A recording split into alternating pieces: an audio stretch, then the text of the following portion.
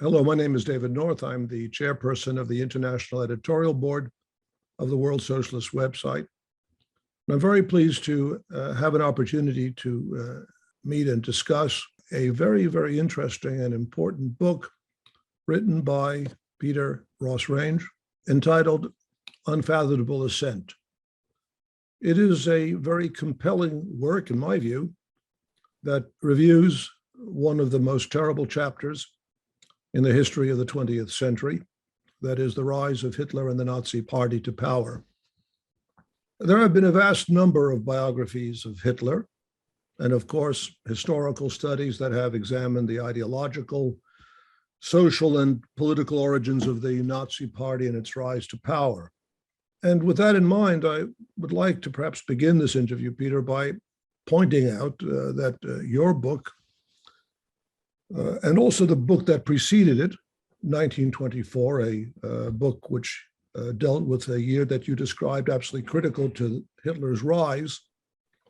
But both of your works have concentrated on the decade between his failed November putsch, that is a putsch Hitler attempted in Munich in 1923, and his appointment as Chancellor of Germany in January 1933. Now, this is clearly a period that requires intense study, but I would like to ask you why you decided to write about this. Not that one needs to justify writing on an event of this importance, but given the fact that there have been so many studies of Hitler and books constantly coming out and books by such eminent historians as Ian Kershaw, and no one who writes about this period is unaware that he's writing under the shadow of that massive 2-volume biography. What brought you to write about this? Thank you, David. Great to be here and have a chance to talk with you today, especially with a person as informed and well-read and broadly read as you are.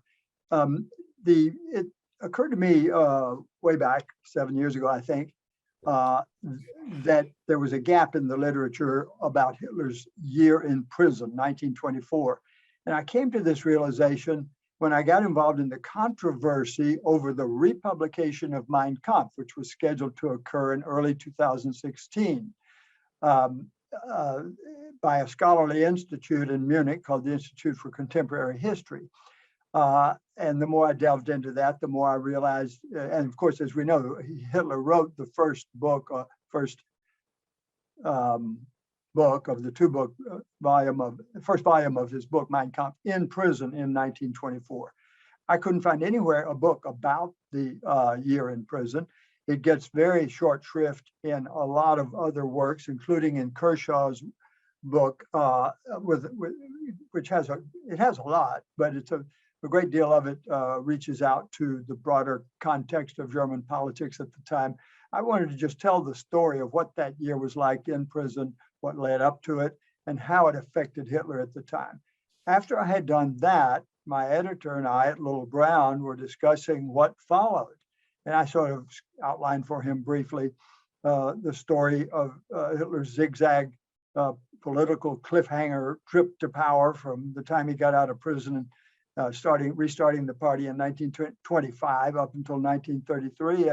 And my editor was sort of dazzled, which tells you that even though there's a voluminous literature out there, there's not necessarily a hugely wide readership nowadays that knows this literature. Delving into, as you mentioned, Kershaw's 2 900-page volumes of his original biography, if you read the original British version of it, is a daunting task.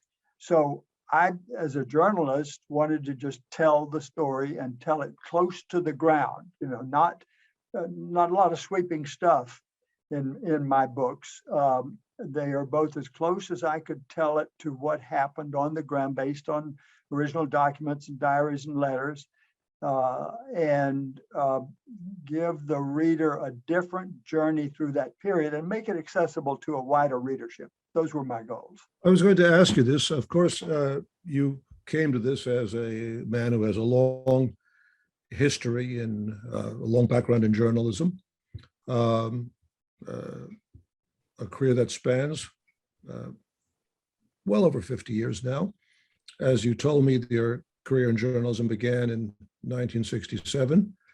And of course, given the fact that you went to school at Chapel Hill in North Carolina, I assume that you are also of a generation that was deeply influenced by the civil rights movement. I want to make these points so no one should have any questions as to where you're coming from, at least in your viewpoints in the approach to the writings of Mein Kampf. I mean, I know that you were engaged. You thought it was important that people know this work and be familiar with it. When a new scholarly volume came out, which was vastly annotated, and you were involved in that controversy.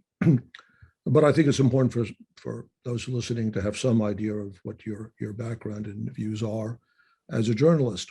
But I want to ask you something. In the course, if you can more about the audience, I mean, this is a popular history, popularly written. Who are you trying to reach in writing this? You know, as broad an audience as I can, the sort of well-read public, but who might not be so well-read on this topic. I mean, folks who actually go into bookstores and look at the shelves and pick out books, and obviously any other way of reaching folks through the internet. I mean, I'll take anybody as my readers, but less the scholarly group crowd than the popular audience. I'd interacted a great deal with scholarly people, and my book is even more deeply researched than my bibliography and my footnotes might indicate. You know, I took 4 years following the footnotes every chance I got. I had the blessing and the curse of being fluent in German, so I had to, you know, confirm and reconfirm a lot of stuff, and I learned, you know, that what could be, you know, accepted and absolutely settled history in 1970 is suddenly overturned in 1997. Even Kershaw went through something like that in his first and second editions on an issue in which I got into a controversy in the Washington Post with my reviewer, for example, about whether, this is a small matter seemingly, but about whether Hitler typed his own book or dictated it to Rudolf Hess. Anyway. Let me ask you, and with that in mind, since you're, and we'll probably have to backtrack, but I just want to ask you, in the course of writing both volumes, how was your understanding of Hitler's rise to power? The dynamic of that rise, its political context, even the possibility of him coming to power. How was it changed in the course of your work on these volumes? In the following way, David, I was in the position of the most sort of half-informed people who remembered this history from school, maybe, which was that A, Hitler was this irresistible force through his rhetorical power, and B, the Germans were ripe for an authoritarian leader, and there's something in the German psyche and history that demands that they have somebody like Hitler. In fact, you know, there were theories out there that had it not been Hitler, it would have been somebody else like Hitler. And I came to find out and firmly believe that that's not the case. Neither of those is true. That, you know, at its most extreme, one can argue that Hitler's takeover of power was an accident, a pure accident. I don't go that far, but I do say that luck played an enormous role in this. You know, Hitler's juggernaut was one near-death experience after another, politically speaking. I mean, I counted up a while ago in my notes 11 key moments just in from the Beer Hall Putsch forward, where the whole Nazi enterprise could have gone under, came close to going under. And then, of course, there's the famous, in my view, moment that I make a good bit of in the book, where in the last 15 minutes before he took power, it could have all been, the whole project could have been brought down had Alfred Hugenberg made a different decision. So that's, I think, so Hitler did not have to happen. To sum it all up in a sentence, Hitler did not have to happen. That's the biggest single thing I learned. Now, serious historians obviously understand that Hitler's ascent would not have been possible without the catastrophe of World War I and its shattering of German society. Obviously, Hitler's own career is incomprehensible apart from the war and its aftermath. His entry into politics itself was a consequence of the war. But you start to, perhaps we can explore this issue somewhat more carefully. Clearly, there is a complex interaction of objective and subjective factors, and how one understands this interaction is critical to how one understands the phenomena of Nazism. But as you've done some work on this since you, particularly in your first book, what was it that made Hitler different from other extreme right-wing demagogues operating in Munich and throughout Germany in the aftermath of World War I? And in your narrative, and I think as well in others, but certainly one does draw one can draw the conclusion from your narrative that Hitler is absolutely critical to the ultimate denouement of 1933. I think that is your view. I mean, this was a Führer party, and Hitler is absolutely central. And having spent so many years studying this, why do you think that is the case? Well, this part of the Hitler myth is, I think, true. One, that he did have this extraordinary rhetorical skill, which wasn't apparent to everybody, but it had a magical effect on a lot of folks. Other folks thought he was just one more, crazy nut on the street. Lots of folks in the beginning, of course. And the Nazi movement was a fringe movement, a very small movement for a long time, really up until the beginning of the Depression. And the second is that Hitler had this extraordinary will. As I said, he had at least 11 near-death experiences when, in many, without a fanatic like Hitler at its head, the whole Nazi project might have gone under. And of course, he bragged about it. And you mentioned The Triumph of the Will as we were chatting earlier, regarding the famous film by Leni Riefenstahl. Hitler liked to promote that in the aftermath of taking power. And I think there's truth to that. When everybody else was giving up after the 1928 election, when they won 2.6% after his first attempt to run for president, only Hitler said, okay, let's go back to the office now and put out a press release, and we start the new campaign tomorrow. And his followers were stunned, and of course, he laid it in the end. So Hitler's skill and Hitler's will. I've mentioned more than once, I think, that he had no other job prospects. Let's keep in mind, I've always believed that one of the reasons Hitler became a politician and stuck to it, when an average person would have decided it's all over and time to look for real work, Hitler had no other skills and no place to go. And so he stuck to what he had decided to do. Going back to your first book, I think you repeat it as well in Unfathomable Ascent, but you're very clear that there are two very fundamental elements of Hitler's political program. They were foundational and closely interrelated. One was his fanatical and homicidal anti-Semitism. That was not a secondary element of his political outlook. It was central. And I can't call them first or second, but the other element was his fanatical hatred of Marxism and Bolshevism. Now, I suppose you're familiar, it's a book which is not really followed well enough, but one of the earliest biographies of Hitler was by the German journalist Konrad Heiden. I do think you refer to him at some point.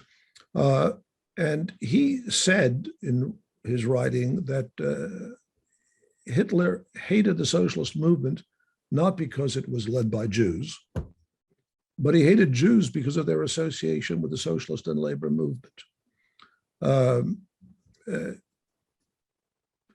How do you see this relationship? Well, it's deeply intertwined. Hitler claimed in Mein Kampf, which is autobiographical, essentially the first volume, that he first discovered his anti-Semitism and his anti-socialism in Vienna as a young man when he first left home from a town of Linz in Austria.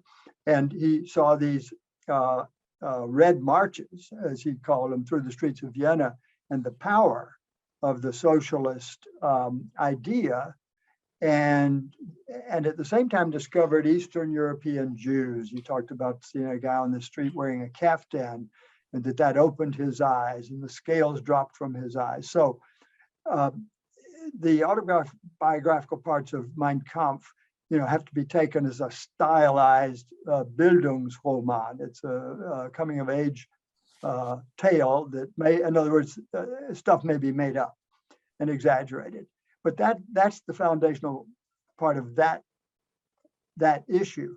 And then throughout Mein Kampf and his speeches, he often refers to Jewish Bolshevism. So he ties them together whenever convenient. So yeah, and I probably differ with you, David, on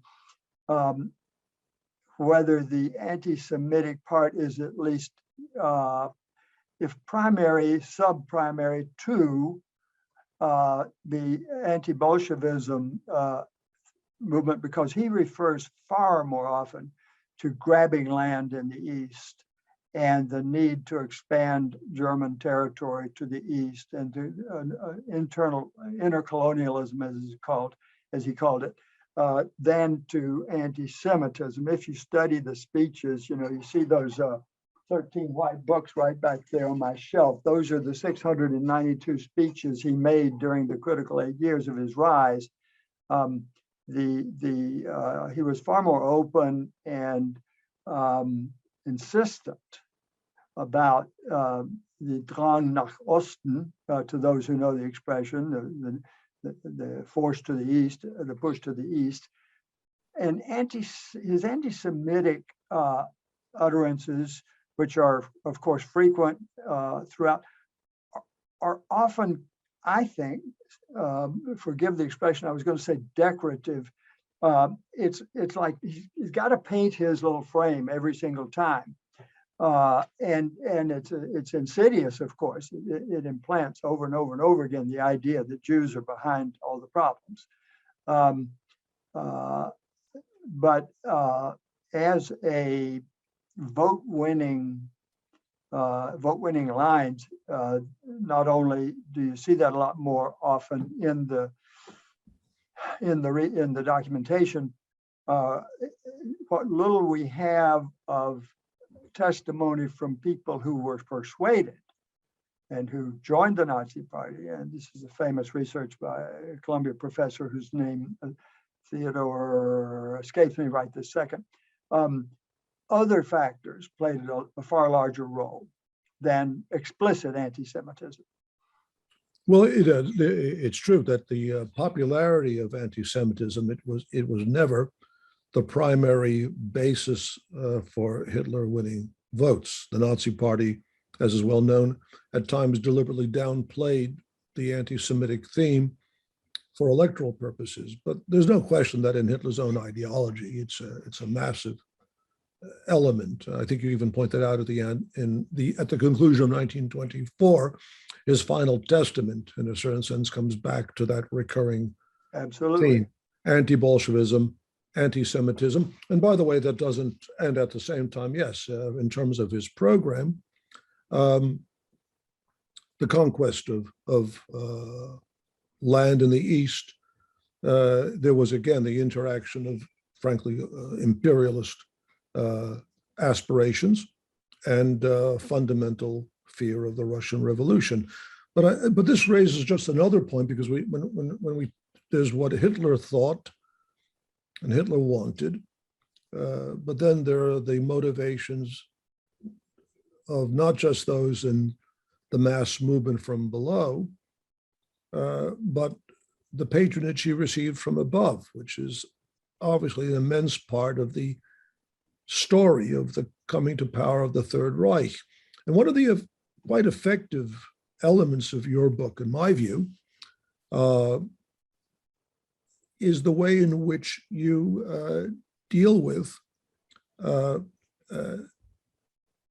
And this may come as a surprise to many people. I mean, it's something known, but it's also something which is often denied or made quite incidental to the Nazi movement. But the fact that he attracted from a very early stage quite prominent support from quite prominent figures in ruling circles. There's a first and foremost, of course, the link to Cosima Wagner and Winifred Wagner down in Bayreuth, but also people like the Bechsteins, who speak of Helene and her very rich husband, Edwin Bechstein. And I would like to just quote what I thought was a very good passage, or well-written passage, in which you describe a 1926 meeting in Hamburg of Hitler with prominent figures in ruling circles in the bourgeoisie. And you write the following: Hitler was welcomed at the luxurious Hotel Atlantic by 400 members of the city's former Wilhelmine ruling class, top civil servants, military officers, jurists, and businessmen. In his Hamburg outing, Hitler appeared as the well-mannered political strategist rather than the working man's mischief maker. He wore a frock coat and tie, not the quasi-military garb and swastika armband of a Nazi firebrand. Though addressing a genteel audience, Hitler was open in his cold-bloodedness. He used the word brutal 16 times: brutal willpower, brutal force, brutal energy, and brutal strength. No one voiced any objection in the stenographer's account when Hitler characterized as weak any government that was not willing to, quote, put its enemies in the noose. The more radical Hitler's words, the greater the shouts of bravo and exactly right. Hitler's address to the National Club marked a turning point. The Nazi Party chief had shown his closest followers that his definition of a new pan-German community included even the ultra-conservative, ultra-capitalists. Wealth was not a disqualifier, not even when one was wearing a bow tie and a tuxedo. You have other passages which amplify that view, but again, I just want to raise both his support. There's two elements I want to just ask you about in your own research. One was these close ties, but also, and it might seem, well, I don't know how obvious it is. By the time Hitler came to power in 1933, he was hardly an unknown quantity in German politics. He had been kicking around for quite a long time and attracting quite a bit of attention for some period of time, long before anyone would have imagined him a serious contender for the leadership of Germany. Could you talk more about this? So that how was Hitler seen in these circles, and what changed over the period between, let's say, post Munich Putsch to the early 1930s? Yeah, here again, I'm going to have a difference with some of the conventional opinion. Conventional opinion is that big business got behind Hitler early and put him in office. That's not true, and that was convincingly disputed in the books of Henry Ashby Turner, the late Yale professor, the late Yale historian. Hitler did get enthusiastic support from a handful of the top industrialists, like Emil Kierdorf, like the younger Thyssen, the younger Krupp. I apologize now. Thyssen was certainly in there. Yeah, but not the whole family. And there are repeated instances where he got him to the edge of the pond, but he couldn't get them to drink in terms of opening their wallets. There are repeated examples of that. They would have him, in some cases, into their homes to make talks to their friends, but the friends didn't, and they might say bravo from time to time, but they weren't putting money in until the very end, when things were we haven't gotten that far in our discussion, but things got to be sort of in free fall in German politics. And there was a larger group of maybe 20 top industrialists organized by a couple of enthusiastic followers who did say, look, now we got to do something here. And this guy has been kicking around a long time. This guy has accumulated a lot of votes. That was the key, by the way. He did get the greatest popular support in the end in the elections. We've got to give him a chance. So I don't know if that quite answers the question, David, but. Well, two elements by certainly, as we'll come to that later on. There's no question that he came to support, and I think you documented very well, to power with the support of very powerful forces within the ruling class. Without that, it wouldn't have happened. And we'll come back to it, even the circumstances, which I think are very well narrated in your book, particularly the period between November 1932 and late January 1933. Can I jump in, David? I meant to add something to the previous answer, and that is this. You asked how he was seen. As is pretty well known, he was seen in the early stages by the upper bourgeoisie and educated people in Germany, as a kind of a carnival barker, as a low-life working class beer hall orator, whom they didn't want to have too much to do with. He was too extreme, too oddball, and that's why the Nazi movement remained a fringe movement for a very long time. And this contributed to him not being taken seriously enough soon enough by folks who mattered. There's a line that I quote there, even from the American ambassador, when he finally wakes up to this guy, and a secret meeting is arranged between him and Hitler, Ambassador Frederick Sackett. And he writes back to Cordell Hull, the Secretary of State, when the educated people get a look at this guy, they're not going to vote for him. There's no problem. There are other examples that I cite in the book, like the Urstein Press, one of the high quality press in Germany. Interesting comment at the end of a vast rally of, I can't remember, 20, 30,000 people in a hall in Frankfurt, just vastly enthusiastic, waited 7 hours for Hitler, who was late. And this guy puts it all down to a circus atmosphere.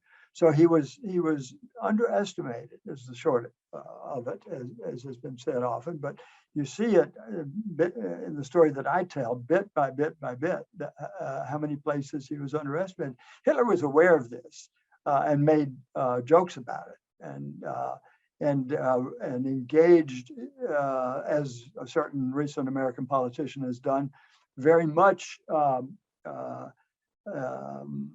was able to attract his less educated following by using the elites as his foil.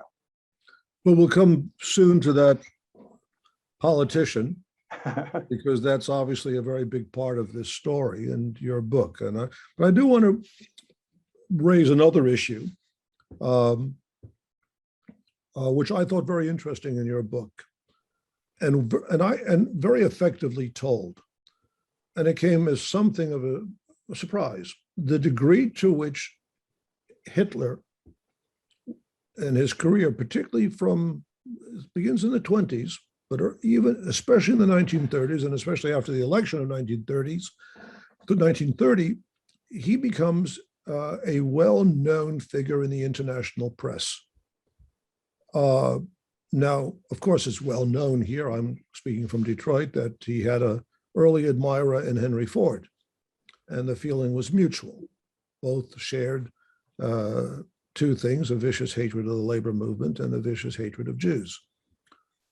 But today's the 7th of December, 2021. Tomorrow will mark 90 years since the New York Times, and the December 8th, 1931 edition of the New York Times has two major pieces on Adolf Hitler. You cite both of them. The first is a front page, squarely on the top of the front page. And it says, the headline reads, Nazis would assure Nordic domination, sterilize some races, ban miscegenation. And this is presented straightforwardly, not as sort of a horror story, look what's happening in Germany. This is presented in a sort of matter-of-fact way with no refutation. It also goes on to say the following. I just want to read, Dr. Strasser, who is one of Herr Hitler's lieutenants and a noted firebrand in the National Socialist Party, which he represents in the Reichstag, and in his private capacity as an apothecary, declared that when the Nazi movement gained ascendancy, it would restore to the German people their primitive vigor, would bring back women from the factories and offices to the kitchen, would abolish Jewish abstractions such as stock companies and trade unions, and would liberate the people, even against their will, from slavery.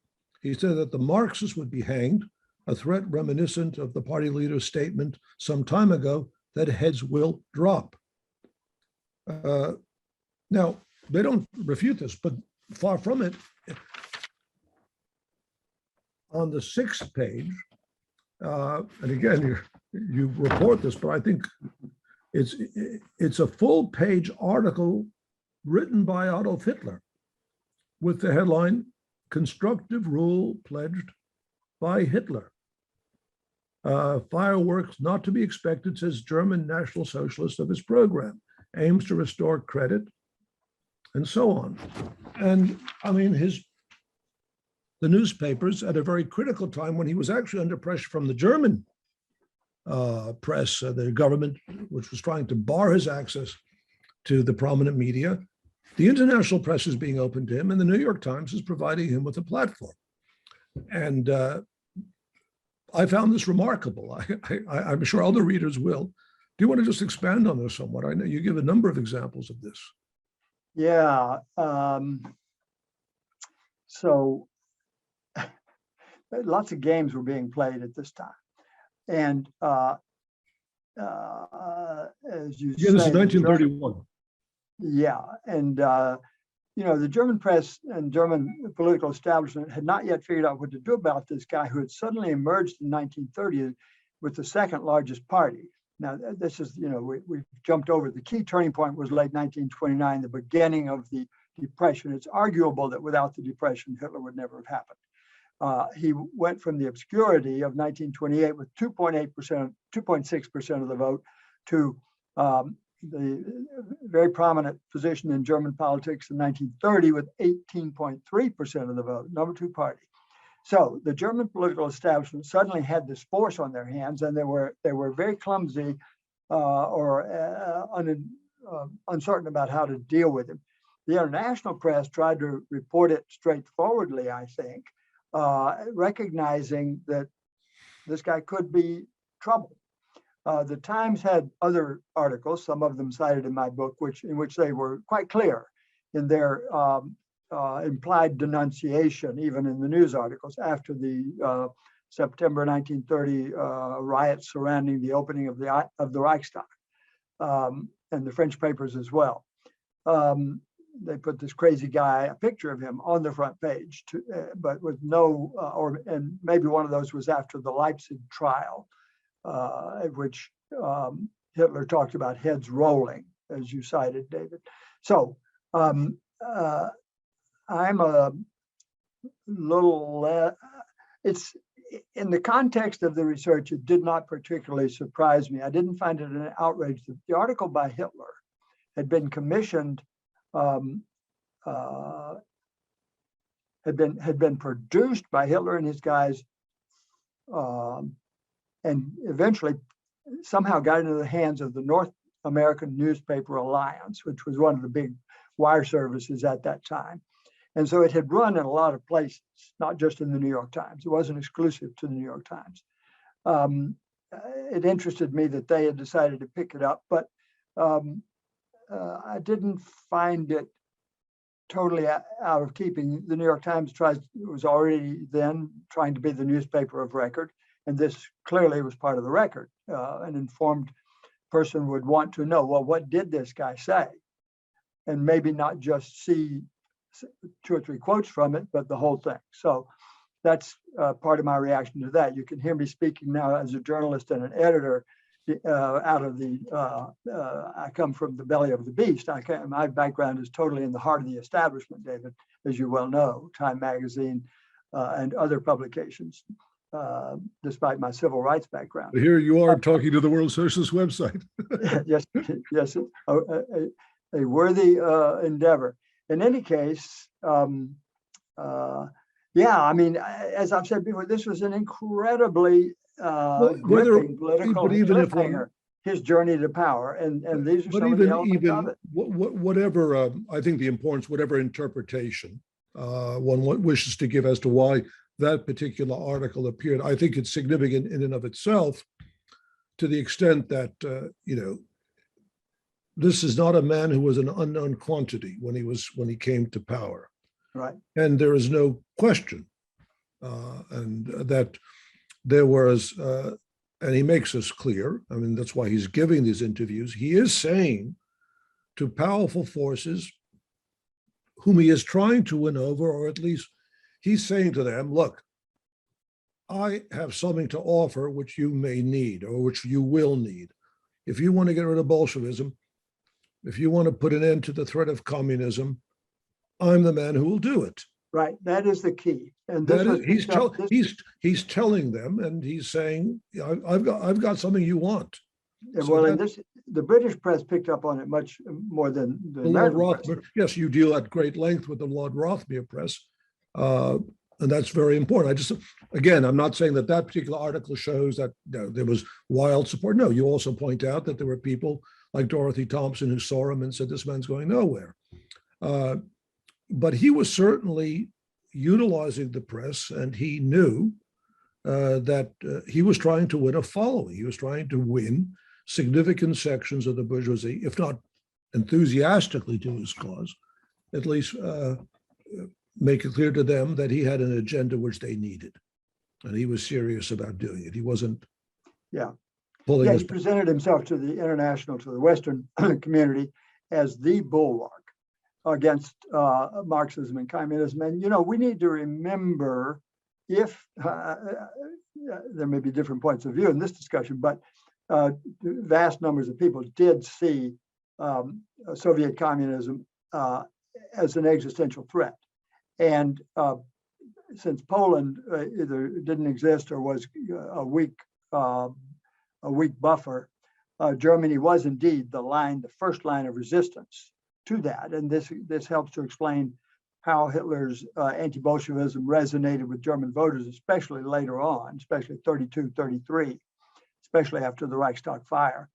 And it also helps explain why there would be people like Lord Rothmere, who he didn't simply print what Hitler wrote, he enthusiastically endorsed this concept and wrote his own editorial saying, this man is the right man for us, the British, for our protection. No doubt, and that's a major element. But I feel I want to, it's inevitable, any discussion of your book, when it comes out, is in the context of events within the United States. We've had some exchanges on this. And I wrote to you earlier when asking for this interview. I said clearly there are many differences on the surface, but there are many chilling parallels. And I said the chilling character of your book, particularly in the aftermath of January 6th, is that there are distinct similarities. Which, and I want to go back to a number of articles you wrote. You wrote on July 25th, 2016 in the Washington Post, the theory of political leadership that Donald Trump shares with Adolf Hitler. And then you say the following, it begins there. He came out and said it. I alone, averred Donald Trump in his speech Thursday night accepting the Republican nomination for president, can save Hitler, can save America, save the world, save you. Rarely in modern political memory has a candidate so personalized a candidacy. And you go on to say, to any serious student of Hitler's frightening and unforeseen rise to power in Germany, the recurring echoes of Trump's speeches, interviews, and his underlying thinking have become too blatant to overlook. Now, you wrote that in 2016, but now 5 years later, more than 5 years later, and we've already passed through the experience of January 6th, 2021. How do you view it today? And again, I'm not asking, do you see absolute parallels, different countries, different times, different conditions, But is there a similar smell? Yes. No, I want to be clear on that. I see not only echoes of Trump with Hitler, but of certain forces. I made a list, if you don't mind me turning to my notes here. Yeah, of things. I tried to distill some of what I thought were lessons that can be taken from this. And one of the most frightening right now, of course, is that a fallen leader can rise again. Hitler had fallen and was in prison and spent his time essentially writing the blueprint for what he was going to do. Mein Kampf really sort of laid it all out, and he did it. Donald Trump is in his form of exile, much nicer than a prison cell, but is kind of bit by bit writing the script for what he's going to do, especially with support he's giving to candidates all over the country. We know another stark parallel is that demagoguery works. It eventually worked in Hitler's case. His relentless demagoguery, at first built a small movement, then a larger and larger movement. And I don't need to tell anybody how it has worked for Donald Trump. And in parallel ways where, for instance, inciting to violence. In Hitler's case, he had the stormtroopers, and in Trump's case, he eventually had the January 6th mob. And the violence itself, is an even separate tool from demagoguery and incitement to violence, because that then helps prepare the ground for the demagogue. The violence creates chaos and heightens the calls for some sort of an authoritarian solution. Cult of personality in both cases is obviously a very powerful force. Tactically, maybe one of the most interesting parallels is attacking the media. We haven't talked about that, but Hitler, from very early on, liked to talk about the lying press or the lying Jewish press, because the top newspapers in Germany at that time happened to be the top quality, liberal-minded newspapers. 3 or 4 of them happened to be owned or edited or both, or were founded by Jews. So he could get away with it, even though there was nothing Jewish about the papers themselves. And very few people even knew that some top editor was Jewish. Hitler highlighted that as much as he could, and turned it into a way of neutralizing the criticism of that press. It was the pure and perfect equivalent of fake news.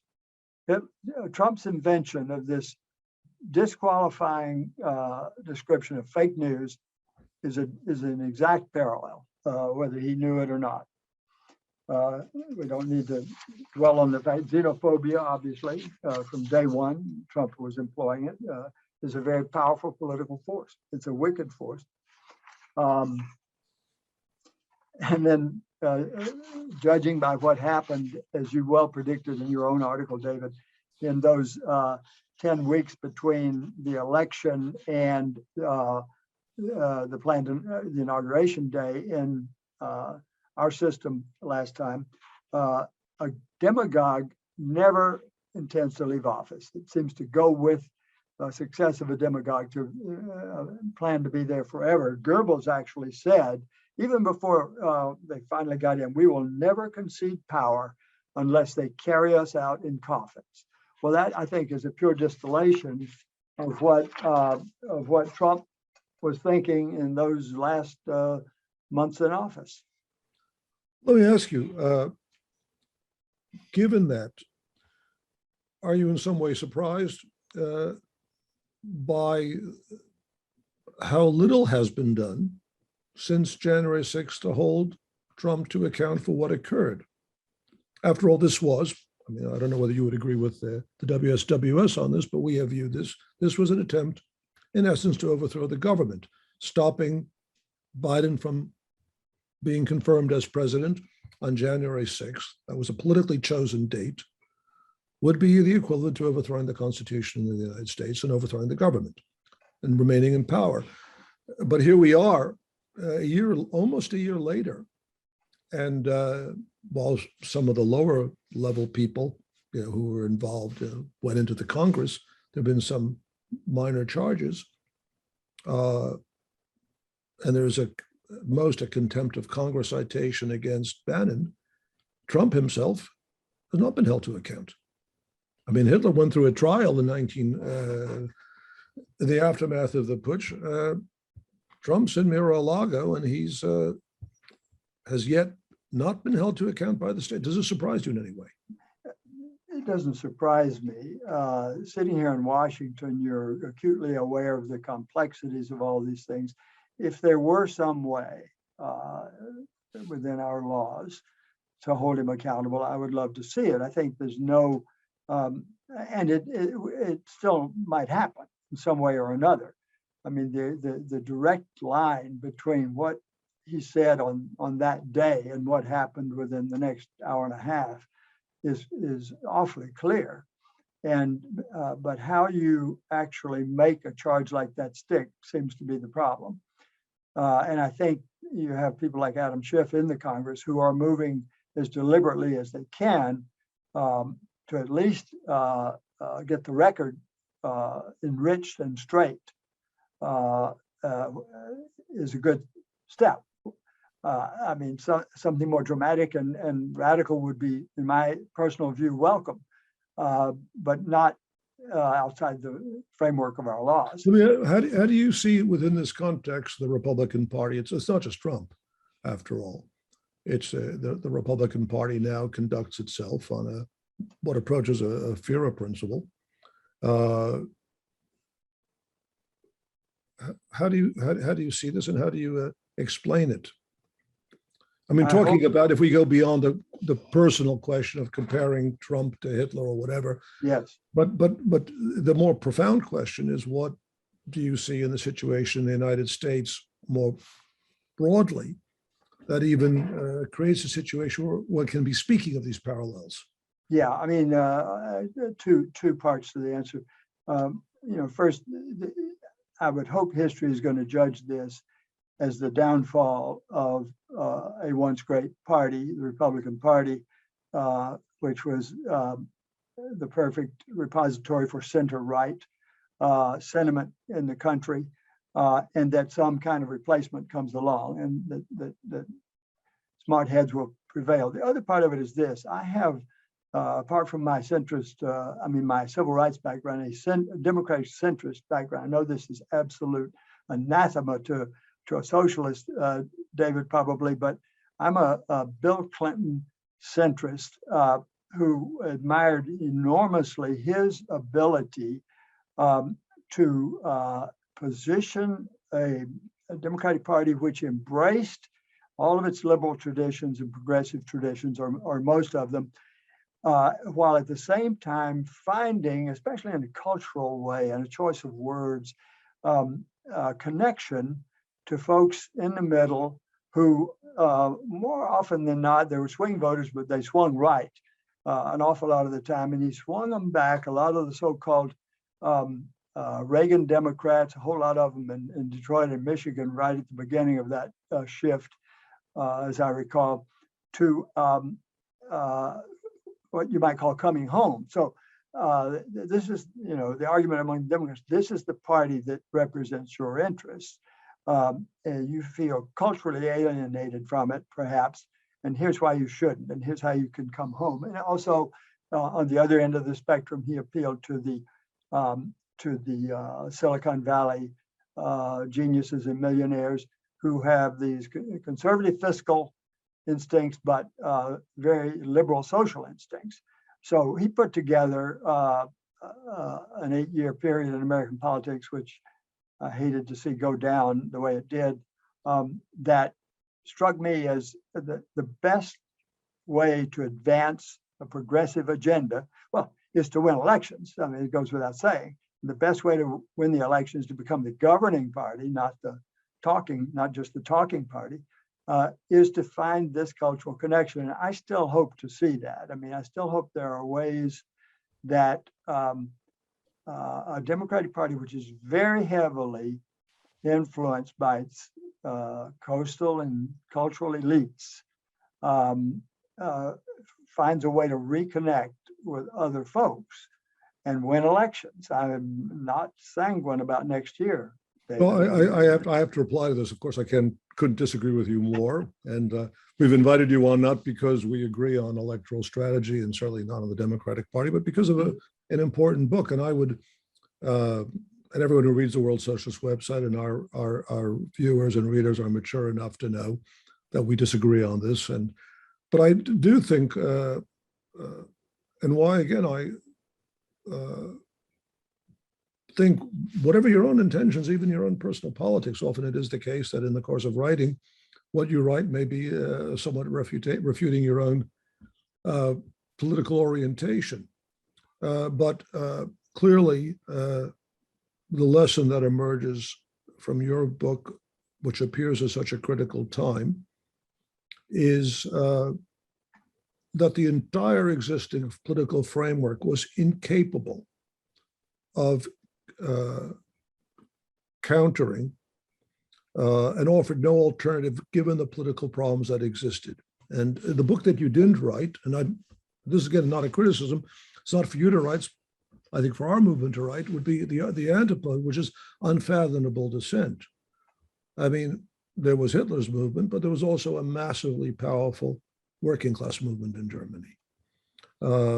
Hitler never achieved a majority, and the two working class parties, the Social Democratic Party and the Communist Party, were electorally still larger. And I don't know to what extent you're familiar with the writings of Trotsky on Germany. And if you haven't read them, I really urge you. They are great works. Even E.H. Carr, who was not a Trotskyist, in his book on diplomatic history before the war, included in his volume an appendix in which he said Trotsky's writings on Germany are so brilliant, so fundamental, that they deserve special historical recognition. And the major point he made is that Hitler came to power in the context of a devastating failure of the working class parties. The Social Democrats held on to the coattails of Weimar, which was discredited, and the Communist Party took the suicidal position of equating social democracy with fascism and refusing to call for a united front of the working class parties for the purpose of defeating Hitler. That was the vacuum within which Hitler came to power. But I think the point I just want to make in response, we have to sort of look at how did the United States, if people were going to, and when historians and when broader, more profound assessments are made of January 6, 2021, they're going to have to examine the whole historical framework out of which that emerged. I mean, what is the state of American and world politics that created such a fragility of the entire democratic system? And therefore, it is a real warning. And your own book is, in that sense, a chilling reminder of what can happen under conditions of a general breakdown of bourgeois democracy, which must have deep social roots. I mean, can you separate? I know I'm speaking perhaps rhetorically. I'm going to give you a chance to respond. But can one talk about this period without taking note of massive social dislocation, massive social inequality, staggering accumulation of wealth at one pole of society, broad-based poverty in the United States, the devastation of the pandemic, which has now killed 800,000 Americans, and at the very least, and millions, and the complete unwillingness of the political system to respond to this in any progressive manner. So I think when we're in recommending your book, we're not recommending it because we agree with your evaluation of the Democratic Party, but because I think it's a very, very serious and sober assessment or presentation of what occurred in Germany. Are there any further points you'd like to add? Well, thank you for all that, David. Let me just say one thing that goes straight to these points. For me, a key turning point, not just for me, but for others, for Ian Kershaw and others, key turning point was the fall of the last social democratic-led government in 1930.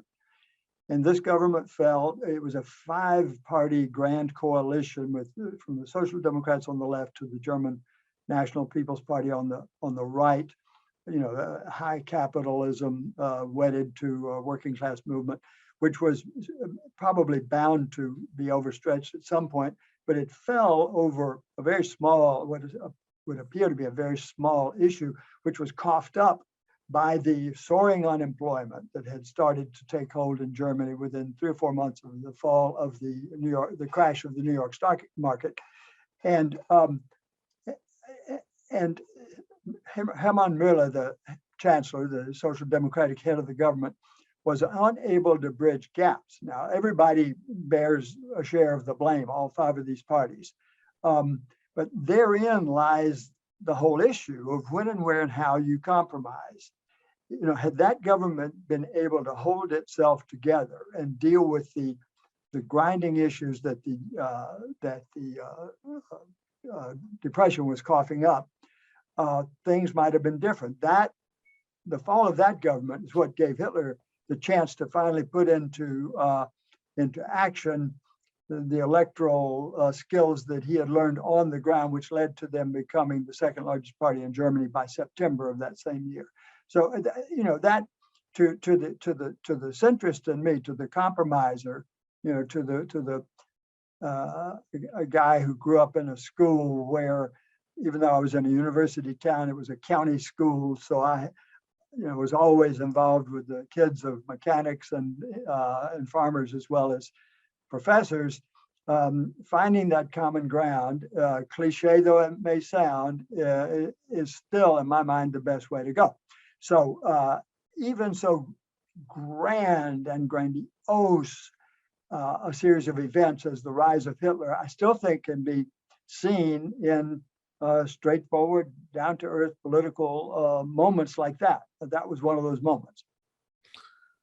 Well, my answer to you is twofold. First of all, read Peter Ross Ranger's book on Hitler's rise to power, which I think, again, may lead others to a different conclusion, but also, obviously, I think speaking as a Marxist and as a Trotskyist, it's a profound warning.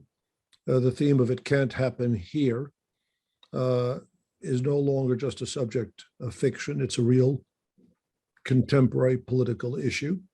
The danger of an authoritarian takeover in the United States is certainly very great. The Republican Party itself is now largely in the hands of people who are fascistic. I mean, one uses the term because terms by themselves can simplify rather than provide the necessary precision. But yes, there is an authoritarian extreme right-wing movement, which has its long history. And the Democratic Party has proven itself really incapable of responding. I mean, how Biden can refer to those who sought to block his election as his colleagues, and in a sense chloroform public opinion, I believe is very dangerous and redolent of the worst of Weimar era politics. A theme of your book is continuous underestimation. I think I wrote to you as I read your book, one has the desire to shout across the decades, "What are you thinking? This man is talking about killing you. Don't you get it?" And certainly that's the situation which I think we see today. I mean, they're not joking. I'm here in Michigan, where right-wing elements have engaged in a conspiracy to kill the governor of the state. We see the emergence of right-wing paramilitary forces. And whether or not Trump thinks he's Hitler, Steve Bannon and Stephen Miller, they're thinking in those terms. These are the forces which are being mobilized. So the warning is that, and why we view your book as valuable and important, is that it's a warning to the working class in the United States and internationally. And such processes, yes, there's always you might say, the strange political events, the things which are not the incidental elements, but there's the necessity within the accident. There's a deeper process. Trotsky has a wonderful phrase where he speaks of those who think that if it weren't for Hitler, Europe would bloom like a garden. Hitler was a symptom of a profound sickness, as Trump is, and the general state of American politics. Well, having said that, Peter, thank you for participating in this. Again, I very strongly recommend Unfathomable Ascent. I want to tell our readers and to go to Mehring Books. I want to thank the publishers of Unfathomable Ascent for, despite the present logistics crisis, rushing a bunch of copies of Peter's book to Mehring so that we can make it available to our readers for the Christmas shopping season. Go to Mehring Books, purchase a copy of Unfathomable Ascent, and reading Peter's book, you can decide whether you agree more with my view of what his book means or Peter's own political approach to it. But again, Peter, thank you very, very much. And I want to wish you the best and stay safe and healthy in this difficult time. Thank you very much. David. Same to you. Thank you. Bye-bye.